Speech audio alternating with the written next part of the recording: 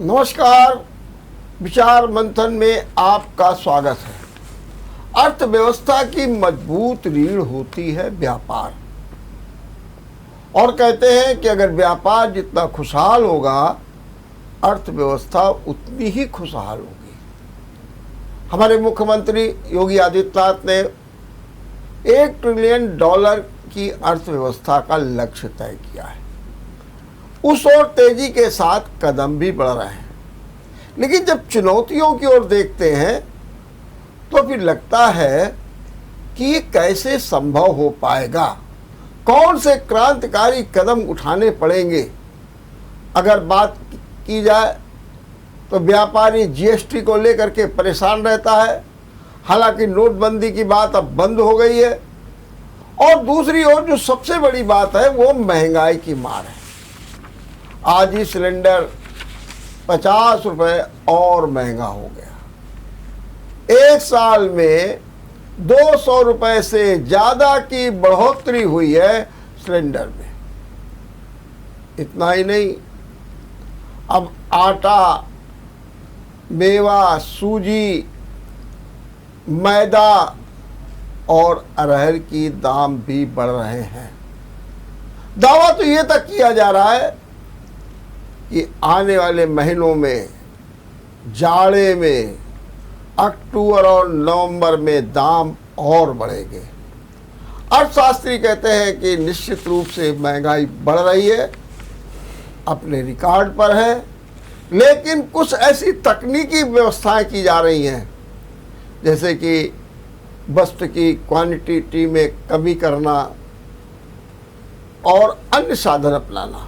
उससे महंगाई का स्वरूप जरूर नहीं दिखता, लेकिन महंगाई बढ़ रही है। लेकिन आने वाले समय में ये व्यवस्था भी फेल हो जाएगी। आज हम इसी पर चर्चा करेंगे, और इस चर्चा में भाग लेने के लिए हमारे साथ हैं उत्तर प्रदेश उद्योग व्यापार मंडल के अध्यक्ष मुकुंद मिश्रा। मुकुंद जी, मैं आपका बहुत बहुत स्वागत करता हूँ। जी, बहुत मुकुंद जी, जरा बड़ी ईमानदारी से बताइएगा जी, क्योंकि आपके ऊपर भी एक धब्बा लगा हुआ है, इसलिए मैं बात साफ कह रहा हूँ। ईमानदारी से बताइए कि व्यापार की क्या स्थिति है उत्तर प्रदेश में इस समय। देखिए, जहाँ तक बात रही इस समय उत्तर प्रदेश के व्यापार की स्थिति के बारे में, निश्चित रूप से ये जो लाल फीताशाही है हम लोगों को स्वतंत्र रूप से व्यापार करने में बाधा उत्पन्न कर रही है। अभी हाल ही का उदाहरण ले लें तो अतिक्रमण अभियान चला। हम भी अतिक्रमण के समर्थक नहीं हैं, लेकिन माननीय मुख्यमंत्री जी ने बड़ा स्पष्ट कहा और बार बार कहा कि व्यापारियों को विश्वास में ले करके अतिक्रमण अभियान चलाना चाहिए, लेकिन धरातल पे ऐसा नहीं मिला।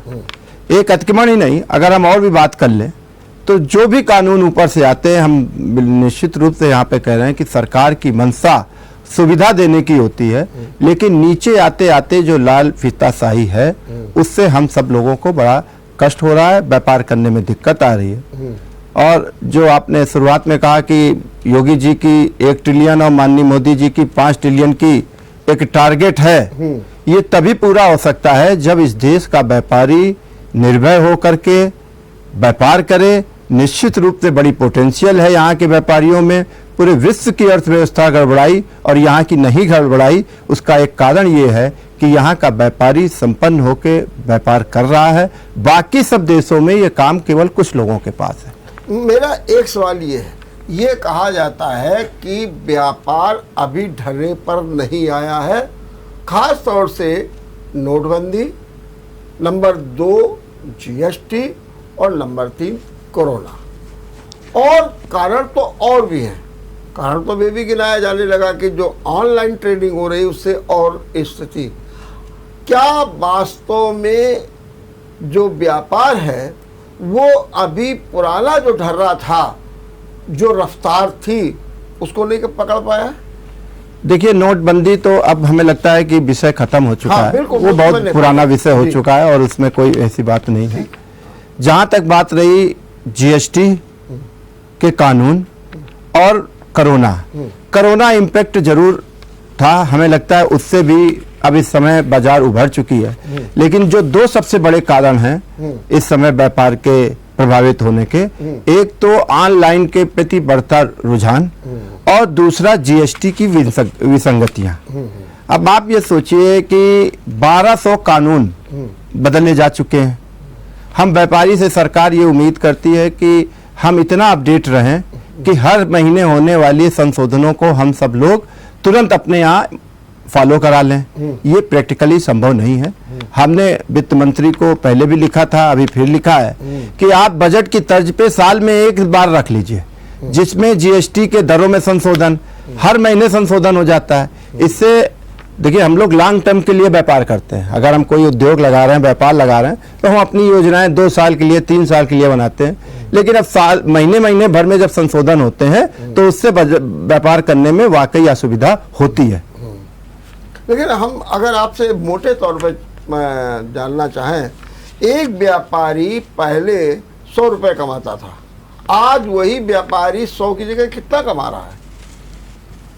देखिए, इससे हम लोग आकलन नहीं लगा सकते कि पहले कितना कमाता था, अब कितना कमा रहे हैं, क्योंकि समय बहुत चेंज हो रहा है, व्यापार का तरीका बहुत चेंज हो रहा है। हाँ। ठीक है ना।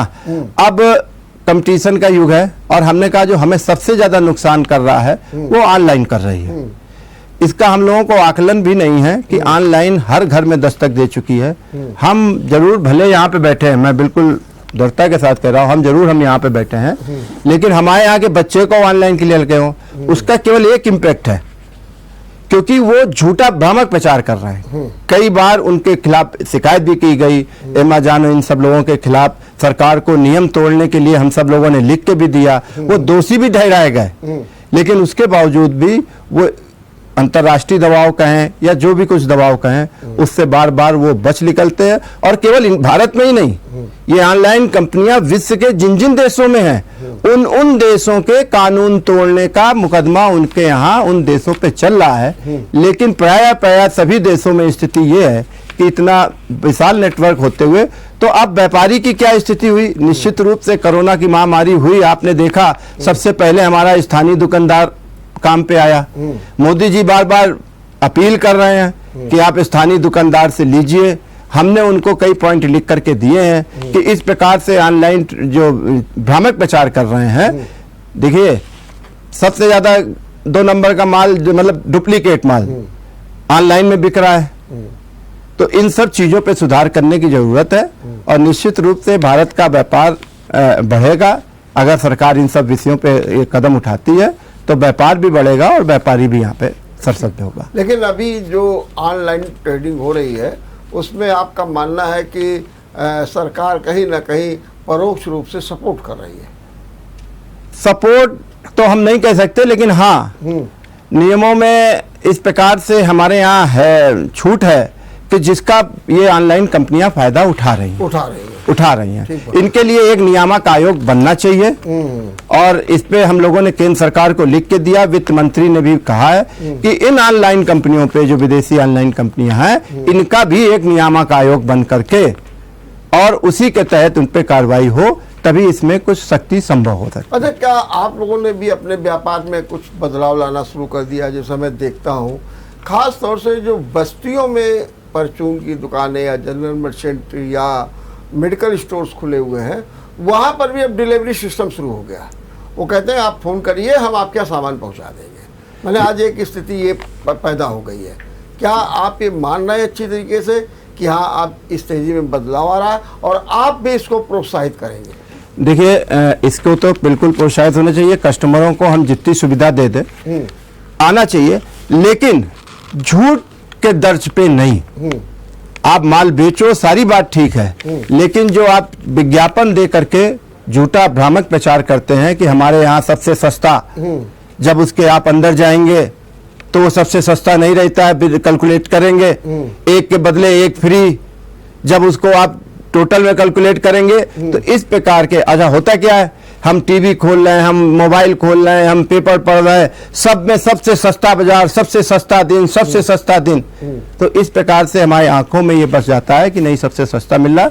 हम कहते हैं सुविधा मिलनी चाहिए, सबको मिले घर पे डिलीवरी, और हमारा व्यापारी भी उसके लिए कमर कसे है। हाँ, हम तो खुद ही तैयारी कर रहे हैं, लेकिन झूठ के तर्ज पे ये काम नहीं होना चाहिए। जब आप लोग मोर्चे पर आ जाएंगे तो हो सकता है वो सिस्टम भी खत्म हो, नहीं हो पाएगा। वो तो इसलिए नहीं हो पाएगा, ये बड़ी कंपनियां जो आती हैं इतने पूरे बजट के साथ में आती हैं कि हमको भारत के व्यापार में 50,000 करोड़ का नुकसान 3 साल में देना है।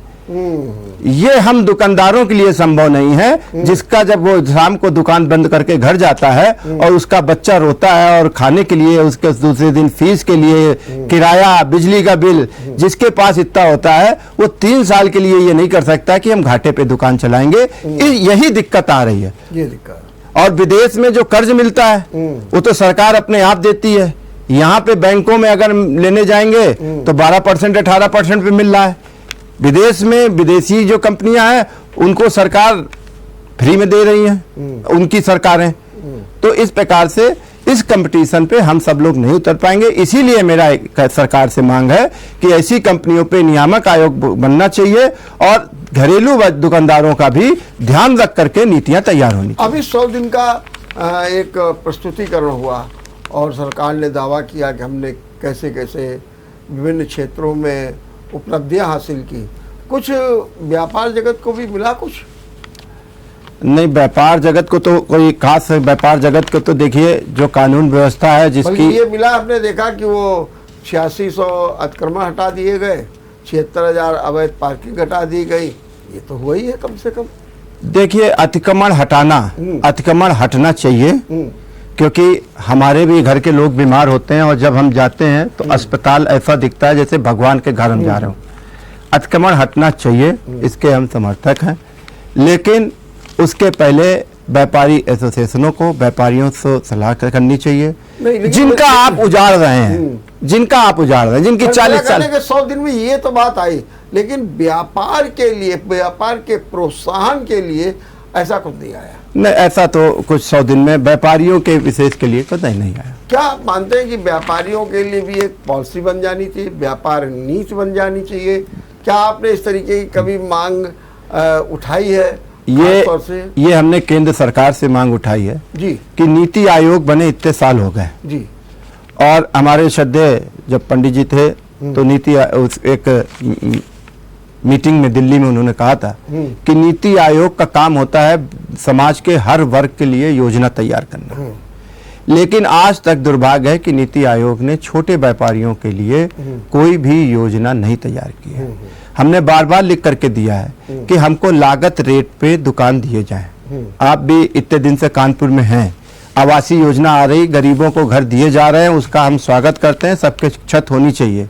जिस स्थिति में व्यापार हमारा दुकानें बढ़ रही हैं, कानपुर में कोई भी दुकान, हमें लगता है लास्ट एक्सप्रेस रोड की आई थी, एक्सप्रेस रोड के बाद सरकार की कोई एक ऐसी योजना नहीं आई है कि हमारे छोटे दुकानदार को, हम हमेशा उजाड़ने की तो बात करते हैं लेकिन उन्हें कहाँ बसाया जाए इसकी बात नहीं करते हैं। अभी हम लोग जो नगर विकास मंत्री से मिलने भी गए थे, हमने उसमें ये बात उनसे कही थी कि रेहड़ी पटरी वालों के लिए, जिनको आप उतार रहे हैं, 40-40 साल का अतिक्रमण हटा रहे हैं, उनको अल्टरनेट व्यवस्था दी जाए। और ऐसी व्यवस्था हमारी फिर आपके माध्यम से भी सरकार से मांग है कि उजाड़ने के पहले उनको बसाने की व्यवस्था की जाए, और उसके बाद अगर वो नहीं जाते हैं तो निश्चित रूप से उनके साथ जैसा सरकार समझे वैसा कर सकते।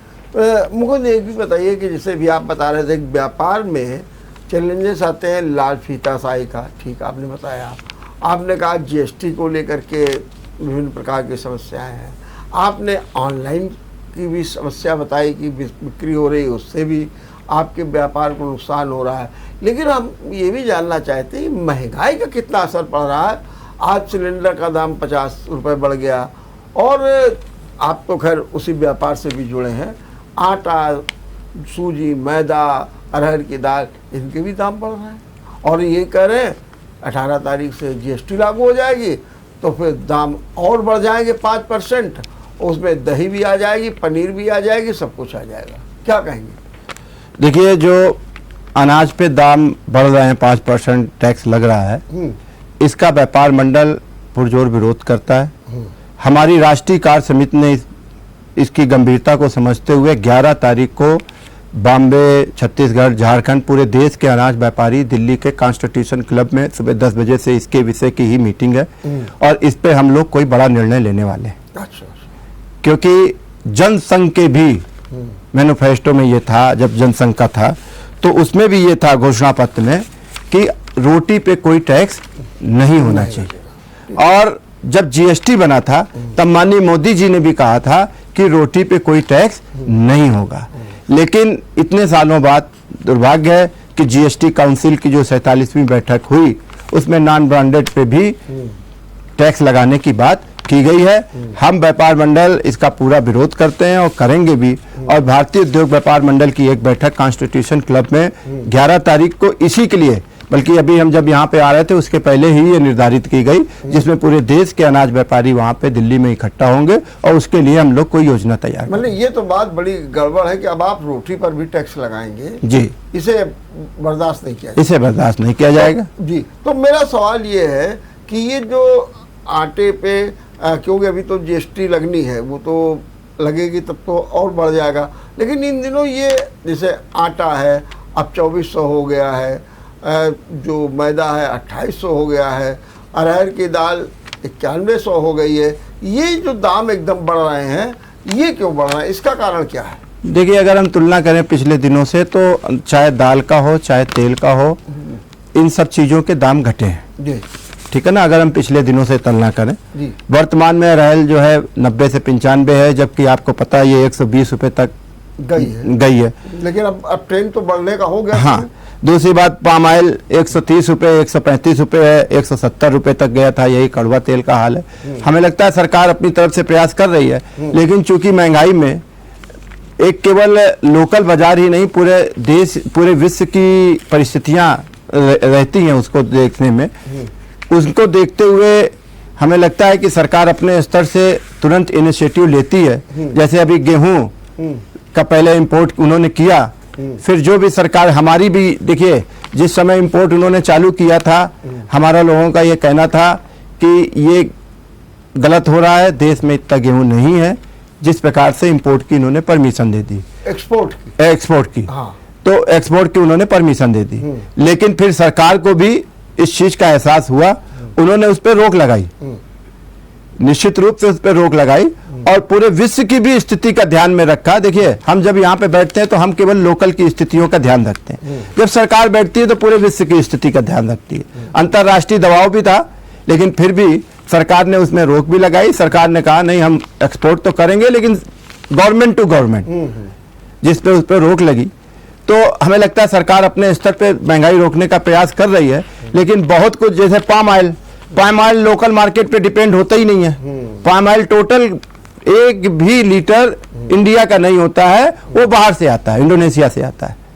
तो विश्व की परिस्थितियां भी इन सब चीज़ों पे डिपेंड करती हैं, लेकिन हम इस सरकार को थोड़ी सजगता रहती है, जिस चीज़ की भी, जीन्स के भी दाम बढ़ते हैं तो उसमें तुरंत इनिशिएटिव लेती है। तो क्या ये आप मान रहे हैं कि आने वाले समय में इन चीज़ों के दाम और तेज़ी के साथ बढ़ेंगे, जैसा कि अर्थशास्त्री कह रहे हैं? अब देखिए, हम कोई बड़े अर्थशास्त्री तो नहीं है, लेकिन मौजूदा परिस्थिति देखते हुए हमें लगता है कि अब दाल के दाम, क्योंकि सरसों की फसल अच्छी है और मानसून भी अच्छा आया है, और मानसून अगर अच्छा आता है, चूंकि हम लोगों की पूरी कृषि व्यवस्था पे आधारित अर्थव्यवस्था है, और अगर मानसून अच्छा आता है तो निश्चित रूप से उतनी महंगाई नहीं होती है। तो हम ऐसा उम्मीद करते हैं कि आने वाले दिनों में, चूंकि मानसून अच्छा है, इसलिए इतनी महंगाई अब नहीं होगी, और बाकी सरकार की नीतियां भी इसके लिए जिम्मेदार रहेंगी कि वो आगे क्या, अब किसी का एक्सपोर्ट इंपोर्ट या बाहर की क्या स्थिति है। अब गेहूं की पूरे विश्व में स्थिति बड़ी खराब हो रही, क्योंकि सबसे बड़ा सप्लाई यूक्रेन था। यूक्रेन में इस समय बिल्कुल हो नहीं पा रहा है। रशिया दूसरा एक्सपोर्टर था उसका, रशिया से भी बाहर नहीं जा पा रहा है। इसलिए अब क्या स्थिति बनती है ये अंतर्राष्ट्रीय घटकों पे निर्धारित रहेगी, लेकिन इन सब जो स्थितियां हैं, खासकर अनाज पे, खाद्यान्न पे, वो कंट्रोल में है। लेकिन एक बात हमको ये भी जरा बताइए कि कंट्रोल में तो स्थितियां हैं, लेकिन इस बार जो है गेहूं की खरीद क्यों कम हुई? कहते हैं कि 60 लाख मीट्रिक टन गेहूं खरीदा जाना था और 3.60 जो है मीट्रिक टन, जो है लाख मीट्रिक टन ही गेहूं खरीदा जा सका। अब की गेहूं इतना ज़्यादा खरीदा क्यों नहीं गया? और कहते हैं कि यही एक बहुत बड़ा कारण बनेगा महंगाई का। देखिए, गेहूं के जो मार्केट के रेट थे वो सरकारी रेट से बढ़ के थे, तो किसानों को निश्चित रूप से जहां पे ज्यादा भाव मिलेंगे वहीं पे जाएगा। इस वजह से सरकार को उतना गेहूं नहीं मिल पाया है। और ये एक्सपोर्ट बढ़ने से, जब एक्सपोर्ट इन्होंने चालू किया था तो इस गेहूं के दाम 2600 FOR वहां तक पहुंच चुके थे, जो कि अब घट गए हैं। तो ये एक्सपोर्ट का सिस्टम हमने बताया ना कि कुछ परसेंटेज सरकार की नीतियों पर डिपेंड करता है। एक्सपोर्ट उन्होंने उसी वक्त चालू कर दिया। किसानों को प्राइवेट पार्टियां आई, उनको एक्सपोर्ट के ऑर्डर थे, तो इस वजह से सरकार को इस पे नहीं मिल पाया। लेकिन उसके बाद गेहूं कंट्रोल में आया है और गेहूं इस समय अपने 20-21 के रूप किलो पे है, और जो कि MSP के बराबर का है। नहीं, लेकिन जो ये लोगों ने खरीद लिया है, बाहरी लोगों ने गेहूं, सरकार ने खरीद नहीं पाई, तो ये जो बाहरी लोगों ने खरीदा है, यही तो समय देखते हुए दाम बढ़ा देंगे। हाँ, निश्चित रूप से दाम बढ़ा देंगे। जो 5% हम लोग ये GST लगाने का विरोध कर रहे हैं, दिक्कत हम फिर कह रहे हैं आपके माध्यम से, दिक्कत GST देने में हमें बिल्कुल नहीं है। सरकार को अगर हम टैक्स नहीं देंगे और फिर हम विकास की बातें करेंगे तो ये बेईमानी है। ठीक बात। हम टैक्स देना चाह रहे हैं, लेकिन अब बड़े बड़े फैक्ट्रियों को आप ITCCA और इन सब से अगर हमको मुकाबला करना, सबसे बड़ी हम लोगों की अर्थव्यवस्था है कृषि। आज गांव में, कस्बों में दाल मिल है, फ्लोर मिल है, वहाँ के किसानों को उनका सुविधा से दाम भी मिल रहे हैं और व्यापार बढ़ा हुआ है। किसानों पे एक राइस मिल अगर एक गांव में लगती है रूरल में, तो हमें लगता है करीब 500-700 लोग उसमें काम करते हैं, 200 लोग काम करते हैं। छोटी मिलती 50 लोग काम करते हैं। लेकिन ये GST लग जाने के कारण, जब उसमें GST लगेगी और कानूनी पेच होंगे, तो फिर यही बड़ी कंपनियों को प्रोत्साहन मिलेगा, जिससे कि हमारे जो कृषि बेस जो नीचे इसलिए पे हमारे उद्योग लगे हुए हैं, इनको भी दिक्कत आएगी। और हमने फिर कहा है कि देखिए, अर्थव्यवस्था सब जगह मंदी आई और पूरे भारत में मंदी नहीं, इसलिए इस वजह से नहीं आई कि यहाँ पे छोटे छोटे दुकानदार गली गली में बैठे हुए हैं। छोटी छोटी फैक्ट्रियां 4 लोगों की, 10 लोगों की, 20 लोगों की कुटीर उद्योग के रूप में गली गली पे है। इसको जिंदा रखने का भी काम, इनको संरक्षण देने का भी काम सरकार का होना चाहिए। और सरकार अगर इस प्रकार से GST के दायरे में या अन्य कानूनी पेश के दायरे में आएगी तो ये सब इंडस्ट्रियां खत्म होंगी। अरे मुझे एक बात ये है कि जो इस बार जो बड़े बड़े लोगों ने गेहूं की एकदम खरीद कर ली है, तो यही बात कहीं तक कही जा रही थी कि सरकार कह रही थी कि आपको बाज़ार में भी अच्छे दाम मिलेंगे, तो उस कारण हुआ, या एक इस बार प्रयास ये हुआ है कि ज़्यादा से ज़्यादा गेहूँ खरीद लो और उसके दाम एकदम तेज़ी के साथ बढ़ा। मान लो आज 2400 है, तो आने वाले समय में 2700 हो जाएगा, 3000 हो जाएगा। ये आखिर किया क्यों इन उद्योग? नहीं, हमें देखिए, हमें लगता है कि सरकार जो है, अभी यही उन्होंने दाल में भी किया था, यही तेल में भी किया था, कि जब तेजी आती है, ठीक है ना, हमने इसलिए कहा इस सरकार को कि ये थोड़ा सा सजग है। जब जैसे उन्होंने एक्सपोर्ट चालू किया और तुरंत उनके पास खबर आई तो उन्होंने उस पर विराम लगाया। इसी प्रकार से जब अगर ऐसी कोई बात आएगी तो सरकार इन कंपनियों के स्टॉक पे भी पाबंदी लगाएगी और उसको बढ़ने नहीं देगी और ना बढ़ने देना चाहिए। चलिए, हम यहाँ एक छोटा सा ब्रेक लेंगे और ब्रेक के बाद अपनी चर्चा को जारी रखेंगे। ब्रेक के बाद आपका एक बार फिर स्वागत है। हम चर्चा कर रहे थे व्यापार की, और हमारे साथ तो जो मुकुंद मिश्र लगातार बता रहे थे कि क्या क्या चैलेंजेस हैं, और जो एक सबसे बड़ी बात आज उभर के सामने है कि रोटी पर टैक्स। और आज उन्होंने इस मंच पर यह भी कह दिया कि रोटी पर टैक्स के खिलाफ आंदोलन होगा। 11 तारीख को दिल्ली में व्यापारियों की एक बैठक बुला ली गई है। तो ऐसी परिस्थितियों में अब जो है रोटी पर टैक्स न हो, और ये भी कहा जा रहा है कि रोटी पर टैक्स न हो, इसकी जो सिद्धांता स्वीकृति जनसंघ ने भी की थी, लेकिन आज सरकार ये करने जा रही है।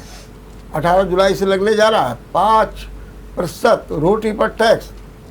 एक बात मुकुंद जी ये बताइए कि आप लोग विरोध करते हैं, व्यापारी विरोध करता है कि ये होना चाहिए, वो होना चाहिए। लेकिन क्या कारण आप मानते हैं कि ये आवाज़ जनता से उठनी चाहिए? जनता से नहीं उठती है, विपक्ष नहीं बोलता है, आप लोग बोला करते हैं कि, और हमको लगता है कि यही कारण है कि सरकार पर इसका कोई प्रभाव नहीं पड़ता है। क्या कहेंगे इस बात पे, सही से बताइए। नहीं, सरकार पे प्रभाव नहीं पड़ता है ऐसी बात नहीं है जी। अभी दाल में स्टॉक लिमिट लगाई थी, हम सब लोगों ने उसका विरोध किया था। वो स्टॉक लिमिट सरकार ने तुरंत वापस भी ली। तो ये कह दें कि प्रभाव, भी कपड़े पे 5% टैक्स लगाया था, फिर सब चारों तरफ से उसका व्यापक विरोध किया गया, उसको भी सरकार ने वापस किया। तो हम ये नहीं कह सकते कि सरकार पे असर नहीं पड़ता है। सरकार पे निश्चित रूप से हम लोग जो कहते हैं उसका असर पड़ता है। सरकार सुनती है, सरकार समझती है। जहां तक बात रही आपकी कि जनता की अवेयरनेस है, तो जनता को ये पता ही नहीं हो पाता है कि हम इसका क्या इम्पैक्ट होने वाला है। इसलिए हम जन आंदोलन की बात कर रहे हैं, अब की बार 5% की। हम केवल व्यापारिक आंदोलन की बात नहीं कर रहे हैं, हम इस टैक्स को लेकर के जन आंदोलन की बात कर रहे हैं कि इस प्रकार का टैक्स जनता के बीच में भी जाना चाहिए। निश्चित रूप से जिस, आपकी बात बिल्कुल सही है कि जिस प्रकार से जनता का विरोध होना चाहिए, हमें लगता है कि जनता उस चीज के इम्पैक्ट को समझ नहीं पाती है कि ये जो 5% लग रहा है इसका क्या इम्पैक्ट हम पे होने वाला है। और हम सब लोग उसको समझाने में कहीं ना कहीं, क्योंकि हम लोग कोई राजनीतिक दल तो है नहीं, हम लोग व्यापार मंडल के लोग हैं और व्यापारी आदमी हैं। हम तो केवल व्यापार में उस टैक्स से होने वाली असुविधा की बात करते हैं, हम टैक्स के पीछे नहीं होते हैं। समस्या ये है कि आज की तारीख में आदमी स्वतंत्र होकर व्यापार करे या सरकारी खाना पूरी करे। अब आपको मैं थोड़े तथ्य दें कि इस समय व्यापार को नियंत्रित करने वाले 1536 कानून हैं और केंद्र सरकार के 678 हैं और प्रदेश सरकार के 858 हैं। और इस कानून के में 59,633 नियम हैं। अब एक व्यापारी इतने नियमों को कैसे ध्यान में रख सकता है? और इन कानूनों में कारावास वाले जो नियम हैं वो 26,134 हैं। तो हमारी जितनी व्यवस्था रहती है कि इन कानूनों का सरलीकरण हो, इतने कानून की आवश्यकता, इतने व्यापार करने में इतना कॉम्प्लिकेशन करने की जरूरत नहीं है। हम IAS IPS नहीं है, हम जनरल व्यापार कर रहे हैं। हमें कानूनी पछड़े पे और लिखा पढ़ी के पछड़े पे सरकार जितना कम से कम हो सके वो डाले। हालांकि एक चीज और बता दें कि 3570 कानून जब से मोदी जी आए हैं तब से उन्होंने कम किए हैं, जिसके तहत 11,856 नियम कम हुए।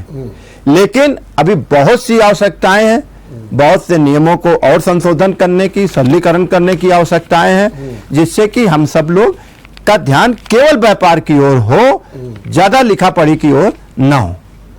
लेकिन एक ये भी क्या सही है कि जो फ्री राशन योजना बनाई गई है इसका भी इम्पैक्ट पड़ रहा है व्यापार पे?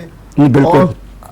नंबर 1 और नंबर 2, ये वर्ग रोटी के टैक्स से नाराज ना हो इसलिए उसको फ्री दिया जा रहा, उसकी कोई चिंता नहीं है।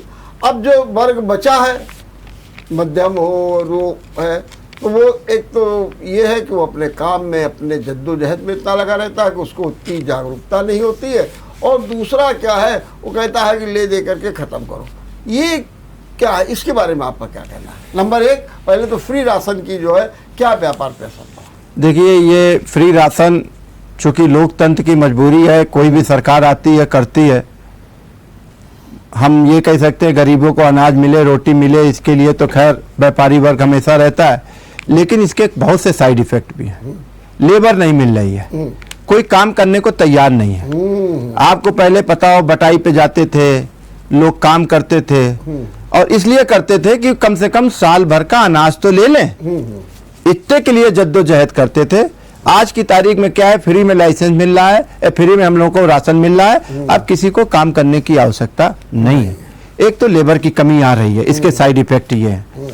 काम करने के लिए लोगों को कमी आ रही है, हम लोगों को हर मील के आगे लिखा है लेबरों की आवश्यकता है, लेबर काम करने वाले नहीं मिल रहे हैं। दूसरी बात, जो छोटी छोटी राइस मिल थी, जो छोटे छोटे दाल मिल थे, जो आटा मिल थी, चक्कियां थी, अब चक्कियां खत्म हो रही हैं क्योंकि उसमें व्यापार चल जाता था।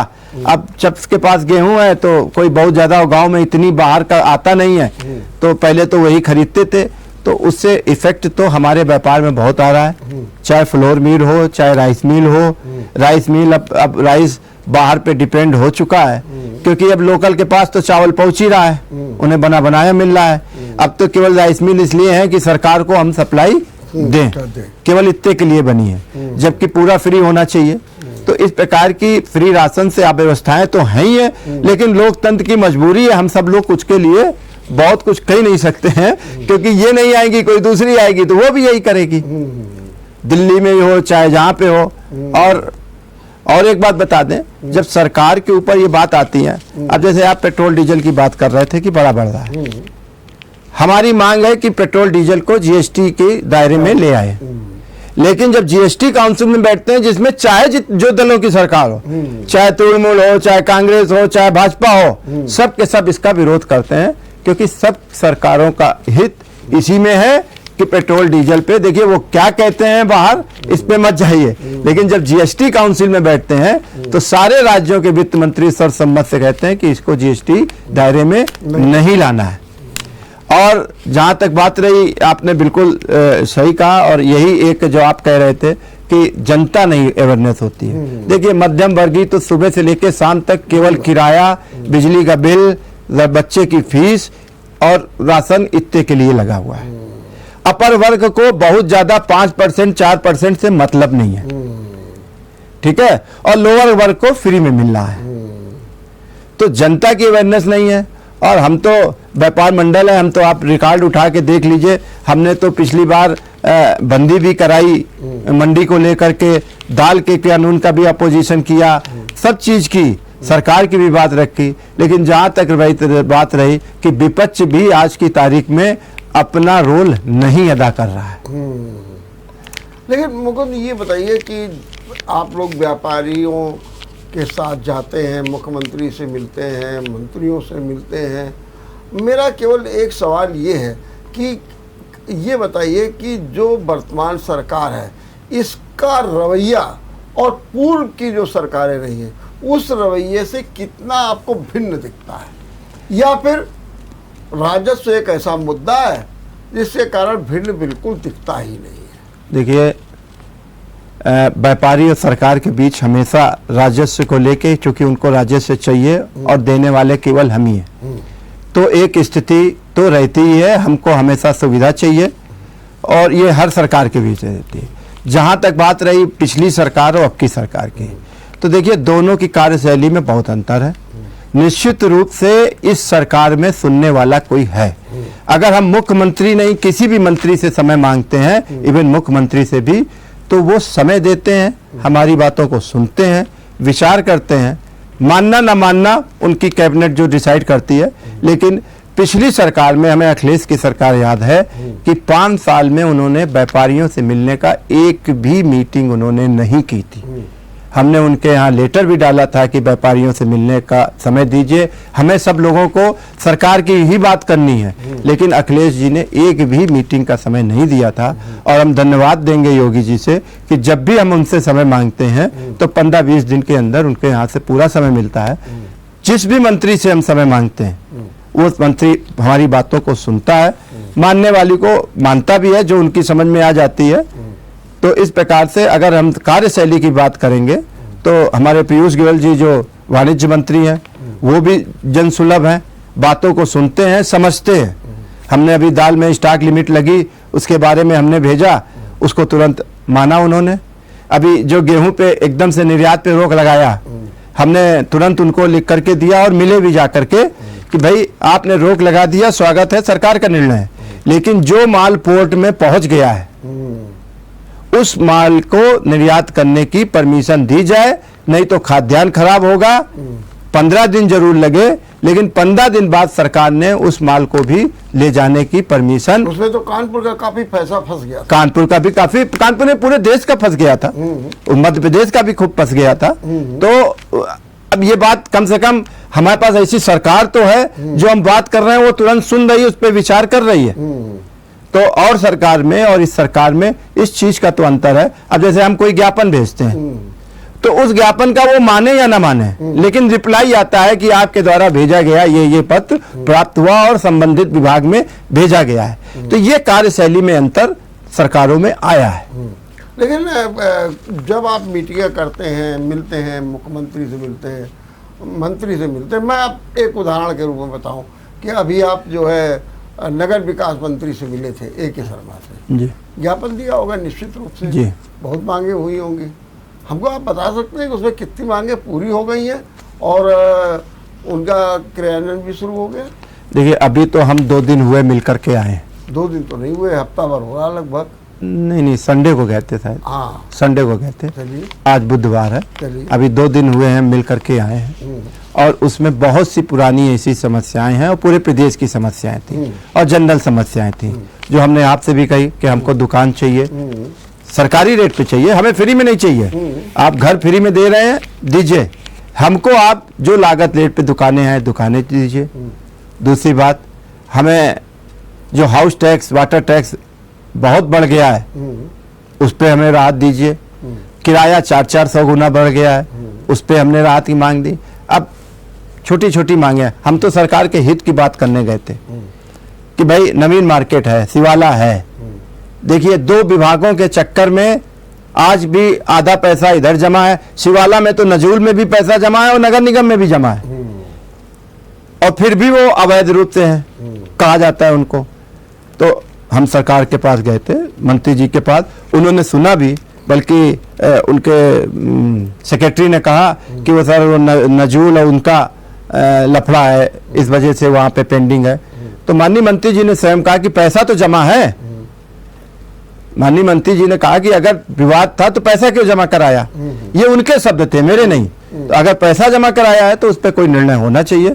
तो अब हमने दिया है, उन्होंने कहा इसके बारे में हम आपको बताएंगे, और अभी नहीं होगा तो 1 महीने बाद, 15 दिन बाद हम फिर उनसे मिलने जाएंगे और निश्चित रूप से इसमें कोई ना कोई कार्रवाई कराएंगे। आपकी कोई तात्कालिक समस्या थी, कोई तात्कालिक मांग थी कि इसको तो आप पूरा कर ही दीजिए, ये तो आपके हाथ में है, ऐसी कोई मांग नहीं थी? सब आपकी दीर्घकालीन मांगे थी? नहीं, हमारी देखिए किसी इंडिविजुअल मांग नहीं थी, हमारी की बात ही नहीं हो रही। हमारी केवल सिद्धांतों वाली बात थी। जैसे ललितपुर के गए थे, हर जगह ग्रह करके 5 स्लेबें हैं। ललितपुर में केवल 1 है। हमारे महन मयूर गए थे और बाकायदा संविधान की कॉपी लेकर के गए थे कि आप वो गलत कर रहे हैं।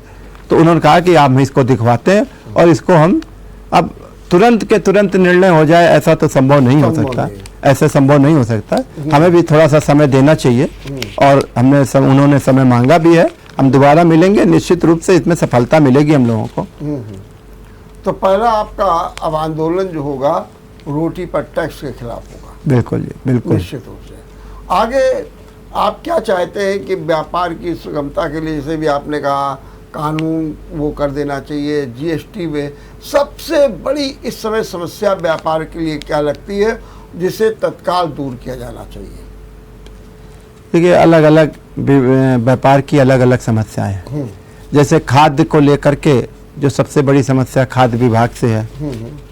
अब हमारा कोई सरकार से वैसी मांगना नहीं है भाई 5 साल के लिए लाइसेंस क्यों देना, आजीवन क्यों ना दो। अगर हम गलत करेंगे, अगर हम मिलावट करेंगे तो आपको लाइसेंस सस्पेंड करने का अधिकार हमेशा है। अगर मुझे 5 साल का लाइसेंस मिल गया तो इसका मतलब ये थोड़ी ना कि 5 साल तक हम मिलावट बेचते रहेंगे। अगर हम साल भर में मिलावट करते पकड़े गए तो आप लाइसेंस सस्पेंड कर दोगे। तो वैसे ही लाइसेंस आजीवन कर दें, इसमें सरकार का भी कोई खर्चा नहीं होगा और व्यापारी रोज का रोज विभाग के चक्कर काटना बंद हो जाएगा उसका। दूसरी बात, खाद्य सुरक्षा मानक अधिनियम में बहुत से ऐसे व्यवहारिक मानक आ गए हैं जो कि हम पूरा ही नहीं कर सकते। अब आर्जीमोन आ जाता है लाही के साथ में, आर्जीमोन का कोई यूज नहीं है, हम चाह के भी उसको बेच नहीं सकते हैं। लेकिन अब खरपतवार है, अब खरपतवार में कोई व्यापारी तो कुछ कर नहीं सकता है। तो हमने तो सरकार से एक मांग की है कि आप बाजार चले जाओ और जो चीज लाही आपको मिले और आप पिरवा के अपनी प्रयोगशाला में देख लीजिए, उसके जो भी कंपोनेंट आवे उसी प्रकार से मानक बनाए जाए। जो पीछे 50 साल पहले मानक हैं इसमें सुधार किया जाए। अब ऐसे ही हम दूसरी अगर लाइन पे आ जाएं, गल्ले के अलावा किसी और लाइन पे आ जाए। तो इलेक्ट्रॉनिक मार्केट में ऑनलाइन की बहुत बड़ी समस्या है। तो अलग अलग विभाग की, अलग अलग व्यापार की अलग अलग समस्याएं हैं। तो हमें लगता है कि ये बड़ा विस्तृत क्षेत्र है। एक कारण एक ये भी हम मानते हैं कि जो व्यापार मंडल है, पहले व्यापार मंडल था, पंडित जी जब संचालन करते थे, वो ज़माना था 80 के दशक का, और एक संगठित रूप में आते थे और एक हनक होती थी और बाज़ारों में अधिकारी घुसने में भी जो है कतराता था। लेकिन आज स्थिति ये हो गई है कि व्यापार मंडल इतने ज़्यादा हो गए। इसी प्रकार से भाजपा के अलग व्यापार मंडल हो गए, भाजपा में एक एक दो दो उनका अपना व्यापार प्रकोष्ठ भी हो गया, आप अपना चला ही रहे हैं। हालांकि कुल मिलाकर जब मैं देखता हूँ तो लगता हूँ कि सबकी विचारधारा लगभग एक है, लेकिन कुल मिलाकर के अपनी महत्वाकांक्षा या जो अपने महत्व को दिखाने की बात है वो एक जरूर है, जिसके कारण और भी जो है व्यापारी त्रस्त है। और व्यापारी मानता है कि अगर ये सब एक होते तो शायद बहुत बड़ा लाभ होता। इसका जवाब दे दीजिए, और इस पर कभी क्या आप लोगों ने चिंतन किया? बिल्कुल, अगर हम लोग एक होते तो ये कोई कहने वाली बात नहीं है।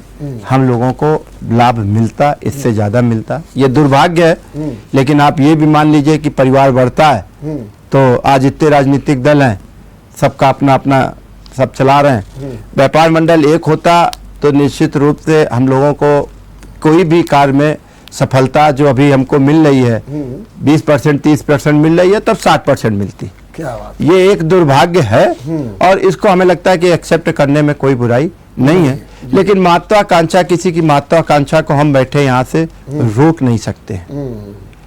हमने तो बहुत कोशिश की और पंडित जी के जाने के बाद हमारे व्यापार मंडल को तोड़ने की बड़ी कोशिश की, लेकिन हमें लगता है कि उनका आशीर्वाद ऊपर से मिल रहा है, आप सब लोगों का स्नेह है। हम बड़े दावे के साथ कह सकते हैं हमारा एक भी पदाधिकारी दूसरे के साथ में नहीं गया। ये हमारी एक संतुष्टि हो सकती है, लेकिन अब चूंकि पहले से अभी हम आर नगर से आ रहे हैं तो एक स्वदेशी व्यापार मंडल बन गया। हाँ, वही मैं कह रहा था। अब इसमें तो प्रजातंत्र में हम लोग रोक नहीं सकते। अब हमें पता ही नहीं, हम उसके चेहरे देख रहे थे तो कोई ऐसा चेहरा नहीं था। हमें तो लगता है कि आज की तारीख में 8-10 लोग 15 लोग मिल जाते हैं, एक और अंतर्राष्ट्रीय अध्यक्ष और अध्यक्ष बन जाते हैं। इस पे चूंकि लोकतंत्र है, हम रोक नहीं सकते हैं। सबको रजिस्ट्रार आप में अपना रजिस्ट्रेशन करा लेते हैं और इस प्रकार से आगे बढ़ते हैं। लेकिन व्यापार मंडल वही जो व्यापारियों के हित के लिए काम करे। सरकार के साथ, सरकार से टकराव करना व्यापार मंडल का काम नहीं, और सरकार के पिछलग्गू होना भी सरकार व्यापार मंडल का काम नहीं। हम सरकार के अच्छे कार्यों की सराहना भी करेंगे, और जब हमारे ऊपर कोई ऐसी बात आएगी तो हमें सरकार को विरोध करने का मादा भी मेरे अंदर होना चाहिए, और जो इस प्रकार से कार्य करेगा वही असली व्यापार मंडल होगा और उसी को जनता एक्सेप्ट करेगी। आपके आशीर्वाद से आज पूरे प्रदेश में हमारे प्रशासनिक दृष्टि से तो 75 जिले हैं, लेकिन व्यापार मंडल की दृष्टि से मेरे 80 जिले हैं, और 80 जिले के हर छोटे बड़े कस्बों में हमारे व्यापार मंडल का गठन है। और हमें नहीं लगता है कि कोई ऐसा व्यापार मंडल पूरे उत्तर प्रदेश में कोई दूसरा सर्वमान्य व्यापार मंडल आज की तारीख में होगा। और जो इसके कार्यक्रम होते रहे हैं, इसको आपने देखा भी होगा, आपसे कोई चीज़ छिपा नहीं, चाहे वृंदावन में हो, चाहे लखनऊ में भी शपथ ग्रहण समारोह हुआ। मुझे लगता है कि इतना बड़ा कार्यक्रम इतने संख्या के साथ में और किसी व्यापार मंडल में कराने की कुव्वत नहीं है, और व्यापार मंडल अपने 50 साल अगले साल पूरा करने जा रहा है। ठीक बात। और आप, हमें लगता है व्यापार मंडल में इनडायरेक्ट रूप से हमेशा हर एक आंदोलन से शुरुआत से लेके साक्षी भी रहे हैं, और ये एक हम लोगों के लिए बड़े गौरव की बात है कि हमारे संगठन 50 वर्ष पूरा करने जा रहा है। इस पे हम सब लोग बहुत बड़ा कार्यक्रम पूरे प्रदेश में करेंगे। चलिए, बहुत बहुत धन्यवाद मुकुंद जी, बहुत बहुत धन्यवाद। आपने बहुत अच्छे ढंग से सारी बातों को प्रस्तुत किया, और आपने बहुत अच्छे ढंग से महसूस भी किया कि आज जो रोटी पर टैक्स लगने जा रहा, शायद अगर व्यापारी एक होते तो शायद सरकार सोचती भी नहीं, नंबर 1। और आपने एक बात और अच्छी स्वीकार की कि जिस तरीके से अगर व्यापारी एक होते तो आज जो 20-30% सफलता मिल रही है वो कहीं 60 और 70% मिलती। खैर, राजनीति सब जगह है, और राजनीति के कारण ये सब कुछ हो भी रहा है। लेकिन मैं यही चाहूँगा कि व्यापार फले फूले, जनता को लाभ मिले, उपभोक्ता को लाभ मिले और इस दिशा में सरकार भी चेते और ताकि हमारी अर्थव्यवस्था भी मजबूत हो। देखते रहिए विचार मंथन। नमस्कार।